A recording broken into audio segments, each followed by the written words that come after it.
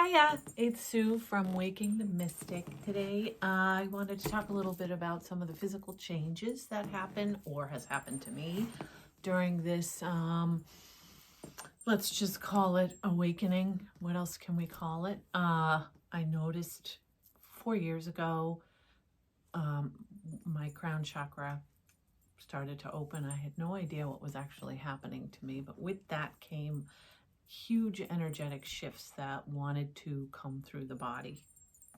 I mean, actually do, but presented themselves in a much more powerful way from the root to the top. And with that came a lot of anxiety because this body was not used to this amount of energy flowing through it. And it would bring, I would be like, what is going on? I noticed that certain areas would struggle, like the throat, sometimes the heart, in sections. So as I was processing a lot of information I was getting, I noticed a release of some of these energies. But in this time, I also, and I still do, get help from people that know how to assist in balancing the energy. So Brian Tomasulo is my go-to. I go to him every month, but he was been a tremendous help in my adjusting to this increase in energy. So anxiety and fear really came up a lot. These are starting to wane because I'm understanding more and more what I am. Along with that came some real big sleep issues. At my age, I don't require a lot of sleep anyway, but this was strange. I'd get up at 3 in the morning, 4 in the morning, and my body would be swaying and rocking with this whole bunch of energy. A lot of times I would start to get like sort of messages and strange things would happen and still do, but now I'm used to it, so it doesn't bother me so much. But at the time, I was like, what is going on? It was a bit alarming, you might say.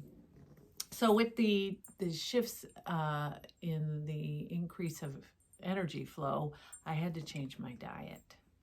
It wasn't something I set out, I got to do this. It just kind of naturally happened. And I noticed when I gave up certain things that the energies would flow much smoother, let's say. And I felt more vibrant, I would say.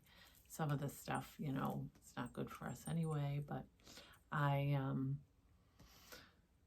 kind of had to do that because it's like once this starts, there's no going back. You can't just say, okay, I don't want to do this anymore. It doesn't work that way, unfortunately, or fortunately, any way you want to look at it. It just doesn't work that way. So you got to ride the wave and you got to do what works for you. Along with these physical shifts, I started to see lights and, a lot of intuitive things, just a whole lot started to emerge. And with that, it was like, what am I going to do with this? So for me, I started writing, and that's how it expresses itself at this time. And so these are some of the things that happened to me, and still strange things happen. For example, because I do walk 30 minutes a day, every other day, excuse me. And when I'm walking down the street, sometimes my whole body just goes like I've hit a force field or something.